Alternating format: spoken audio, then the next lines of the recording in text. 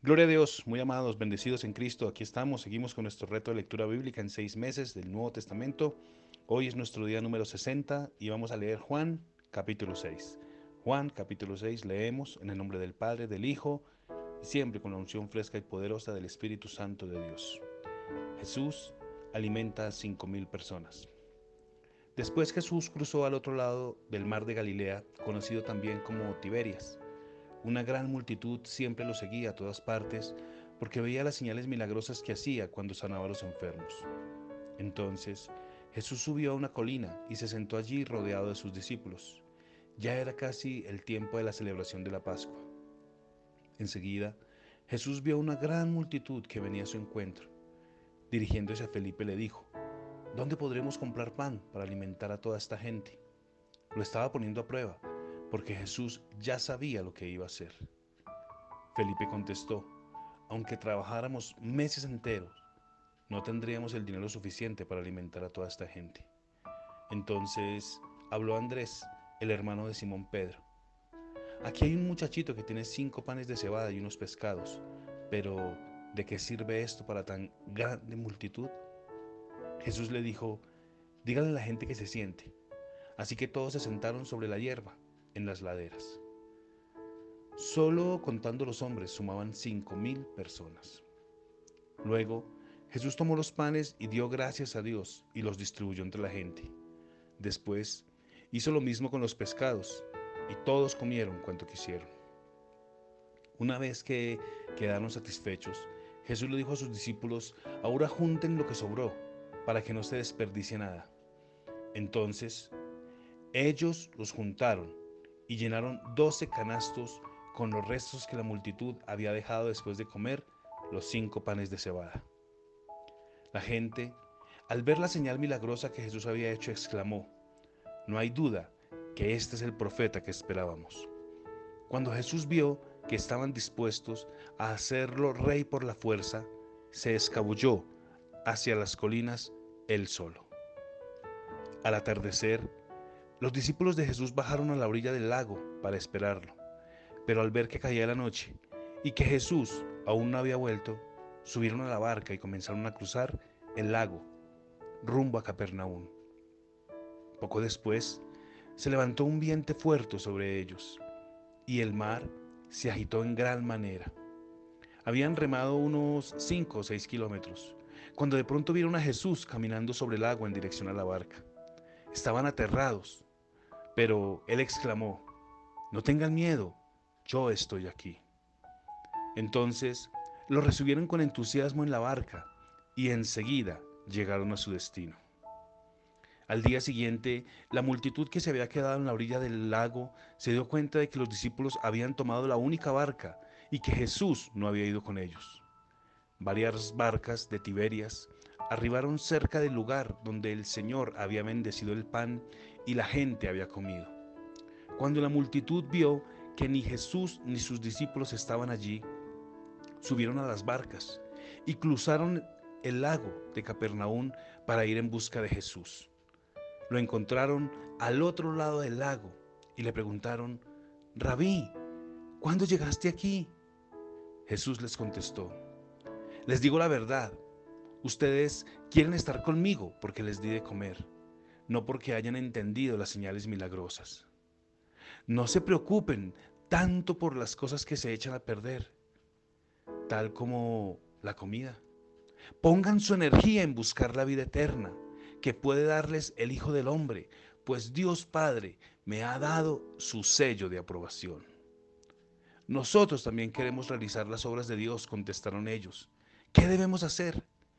Jesús les dijo: la única obra que Dios quiere que hagan es que crean en quien Él ha enviado. Si quieres que creamos en ti, respondieron, muéstranos una señal milagrosa. ¿Qué puedes hacer? Después de todo, nuestros antepasados comieron maná mientras abandonaban el desierto. Las escrituras dicen: Moisés les dio de comer pan del cielo. Jesús respondió: les digo la verdad, no fue Moisés quien les dio el pan del cielo, fue mi Padre. Y ahora Él les ofrece el verdadero pan del cielo. Pues el verdadero pan de Dios es el que desciende del cielo y da vida al mundo. Señor, le dijeron, danos de ese pan todos los días. Jesús respondió, yo soy el pan de vida. El que viene a mí nunca volverá a tener hambre. El que cree en mí no tendrá sed jamás. Pero ustedes no han creído en mí, a pesar de que me han visto. Sin embargo, los que el Padre me ha dado vendrán a mí y jamás los rechazaré. Pues he descendido del cielo para hacer la voluntad de Dios, quien me envió no para hacer mi propia voluntad. Y la voluntad de Dios es que yo no pierda a ni uno solo de todos los que Él me dio, sino que los resucite en el día final. Pues la voluntad de mi Padre es que todos los que ven a su Hijo y crean en Él tengan vida eterna, y yo los resucite en el día final. Entonces la gente comenzó a murmurar en desacuerdo porque Él había dicho, yo soy el pan que descendió del cielo. Ellos se decían, ¿acaso no es este Jesús el hijo de José? Conocemos a su padre y a su madre, y ahora, ¿cómo puede decir que descendió del cielo? Jesús les contestó, dejen de quejarse por lo que dije, pues nadie puede venir a mí a menos que me lo traiga el Padre que me envió, y yo lo resucitaré en el día final. Como dicen las Escrituras, a todos les enseñará Dios. Todos los que escuchen al Padre y aprendan de Él, vienen de mí. No es que alguien haya visto al Padre, solamente yo lo he visto, y es Él el que me envió. Les digo la verdad, todo el que cree tiene vida eterna. Sí, yo soy el pan de vida. Sus antepasados comieron maná en el desierto, pero todos murieron. Sin embargo, el que coma el pan del cielo nunca morirá. Yo soy el pan vivo que descendió del cielo. Todo el que coma de este pan vivirá para siempre. Y este pan que ofreceré para que el mundo viva es mi carne. Entonces la gente comenzó a discutir entre sí sobre lo que él quería decir. ¿Cómo puede este hombre darnos a comer de su carne?, se preguntaban. Por eso Jesús volvió a decir, les digo la verdad, a menos que coman la carne del Hijo del Hombre y beban su sangre, no podrán tener vida eterna en ustedes. Pero todo el que coma mi carne y beba mi sangre tendrá vida eterna, y yo lo resucitaré en el día final. Pues mi carne es verdadera comida y mi sangre es verdadera bebida. Todo el que come mi carne y bebe mi sangre permanece en mí y yo en él. Yo vivo gracias al Padre viviente que me envió. De igual manera, todo el que se alimenta de mí vivirá gracias a mí. Yo soy el pan verdadero que descendió del cielo. El que coma de este pan no morirá, como les pasó a sus antepasados, a pesar de haber comido el maná, sino que vivirán para siempre. Jesús dijo estas cosas mientras enseñaba en la sinagoga de Capernaum. Muchos de sus discípulos decían, esto es muy difícil de entender. ¿Cómo puede alguien aceptarlo? Jesús estaba consciente de que sus discípulos se quejaban, así que les dijo, ¿acaso esto los ofende? ¿Qué pensarán entonces si ven al Hijo del Hombre ascender al cielo otra vez? Solo el Espíritu da vida eterna. Los esfuerzos humanos no logran nada. Las palabras que yo les he hablado son espíritu y son vida, pero algunos de ustedes no me creen. Pues Jesús sabía desde un principio quiénes eran los que creían en Él y también quién lo traicionaría. Entonces les dijo, por eso dije que nadie puede venir a mí a menos que el Padre me lo entregue. A partir de ese momento, muchos de sus discípulos se apartaron de él y lo abandonaron. Entonces Jesús, mirando a los 12, les preguntó, ¿ustedes también quieren marcharse? Simón Pedro contestó, Señor, ¿a quién iríamos? Tú tienes las palabras que dan vida eterna. Nosotros creemos y sabemos que tú eres el Santo de Dios. Entonces Jesús dijo, yo los elegí a ustedes 12, pero hay uno de ustedes que es un demonio. Se refería a Judas, hijo de Simón Iscariote, uno de los 12, quien más tarde lo traicionaría. Esa fue nuestra porción de lectura para hoy.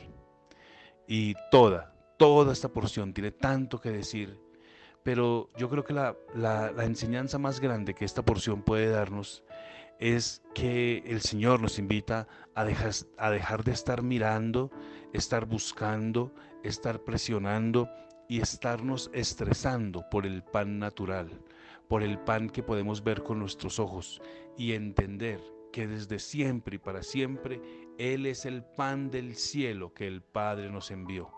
Porque teniéndolo a Jesús, lo tenemos todo.